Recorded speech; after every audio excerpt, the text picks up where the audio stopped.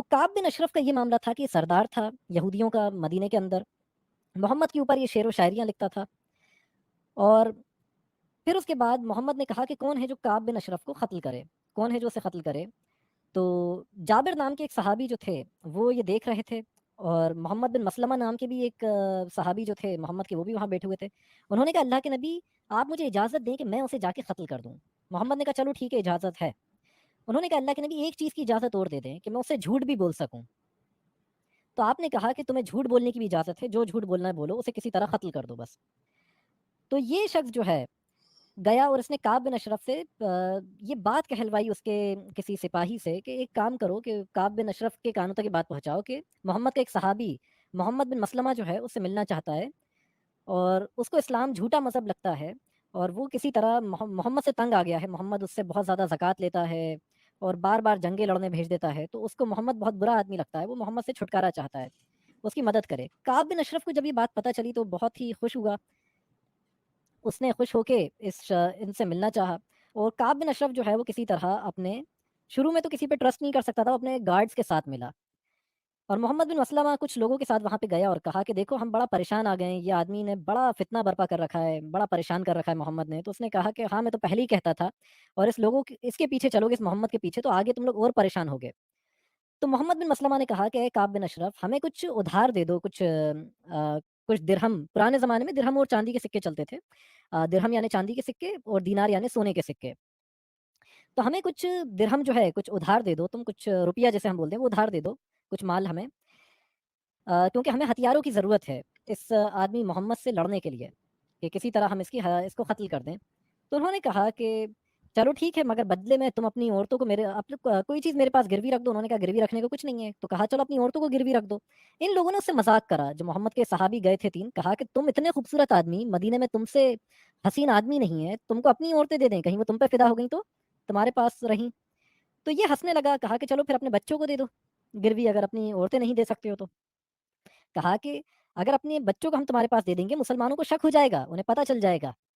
تو اس نے کہا چلو یہ بات بھی تمہاری صحیح ہے۔ اس نے کہا چلو میں اتنا بڑا سردار ہوں، یہ روپیہ تم میری طرف سے رکھو، میں تمہیں ادھار بھی نہیں دیتا، تم لوگ رکھو اور کسی طرح محمد کو ٹھکانے لگاؤ، اور جو تم سے زکوٰۃ کا مال مانگ رہا ہے جو تم اس کے پاس دینے کو نہیں، وہ بھی اس میں سے کچھ اسے دے دو، تاکہ تم پہ شک بھی نہیں کرے۔ پھر اس کے بعد ان لوگوں نے یہ طے کرا کہ چلو ہم تمہارے پاس آئیں گے، تم سے اکیلے میں ہم لوگ آ کے مال لے لیں گے تمہارے گھر کے باہر، کہ تم آ کے ہمیں دروازے پہ مال دے دینا جو تمہیں دینا ہے، اور یہ اس پہ تیار ہو گیا۔ کعب بن اشرف جو ہے وہ رات میں ملنے جا رہا ہوتا ہے محمد کے ان تینوں صحابیوں سے جو اس کو مارنے کی پلاننگ کر رہے ہوتے ہیں۔ کعب کی بیوی بھی کہتی ہے کہ تم کہاں جا رہے ہو، تم مت جاؤ، مجھے خون کی بو آ رہی ہے، یعنی اسے کوئی نیگیٹو فیلنگ آئی کہ جیسے کوئی تمہاری ہتیا کر دے گا، مجھے خون کی بو آ رہی ہے۔ اس نے کہا نہیں، یہ لوگ جو ہیں برے لوگ نہیں ہیں، یہ اچھے لوگ ہیں جو مجھ سے ملنے آئے ہیں، اور یہ تو بلکہ ہماری مدد کرنا چاہتے ہیں، محمد سے ہمیں چھٹکارا دلانا چاہتے ہیں۔ اس نے پھر بھی کہا کہ آپ مت جاؤ، اور پھر بھی کعب نے اس کی نہیں سنی، اور کعب جو ہے وہ چلا گیا۔ کعب کی جو پتنی جو تھی، کعب بن اشرف کی جو بیوی تھی، وہ عطر بناتی تھی، عطر یعنی پرفیوم، وہ پرفیوم بناتی تھی، اور آ، مدینے میں سب سے اچھا جو ہے، کچھ ہسٹورینز جو ہیں تبری وغیرہ کہتے ہیں سب سے اچھا پرفیوم بناتی تھی۔ تو وہ کعب بن اشرف جو ہے جب اس سے ملنے جاتا ہے تو وہی عطر جو ہے وہ اپنی باڈی پر لگا کے جاتا ہے، اپنے سر پہ لگاتا ہے۔ تو یہ لوگ جب اس سے ملتے ہیں تو کعب بن اشرف سے تو یہ اس سے کہتے ہیں کہ تمہارے پاس سے بڑی خوشبو آ رہی ہے، کیا ہم تمہارے سر پہ تمہارے سر کو سونگھ سکتے ہیں؟ یہ اجازت دیتا ہے، اور تینوں لوگ اس کے سر کو سونگھتے ہیں۔ پھر باتیں چلتی رہتی ہیں، اور پھر کے بعد کعب سے وہ لوگ پھر کہتے ہیں کہ ہمیں بڑی پیاری خوشبو تمہارے سر سے آ رہی ہے۔ تو اس نے کہا کہ ہاں میری بیوی جو ہے وہ سب سے اچھا عطر جو ہے پرفیوم وہ بناتی ہے، وہ مدینے کا۔ تو اس نے کہا کہ ہم پھر سے سونگھ سکتے ہیں؟ تو کہا کیوں نہیں، پھر سے سونگھ سکتے ہو، اسے پھر سے سونگھنے کی اجازت دی۔ تو یہ لوگ جب پھر سے اس کے سر کو سونگھ رہے، صحابی جو تھے دو لوگوں نے پکڑ لیا، اور محمد بن مسلمہ نے ان کو چاقو سے انہیں ریت ریت کا چاقو مار مار کے ان کی ہتیا کر دی۔ اور یہی چیز جو ہے کعب بن اشرف کو اس کی ہتیا کرنے سے پہلے یہی چیز جو ہے انہوں نے بھی بتائی تھی۔ محمد بن مسلمہ نے، کچھ حدیثوں میں آتا ہے صحیح مسلم میں 4664 پہ، کہ جب میں اسے قتل کرنے کی کوشش کروں گا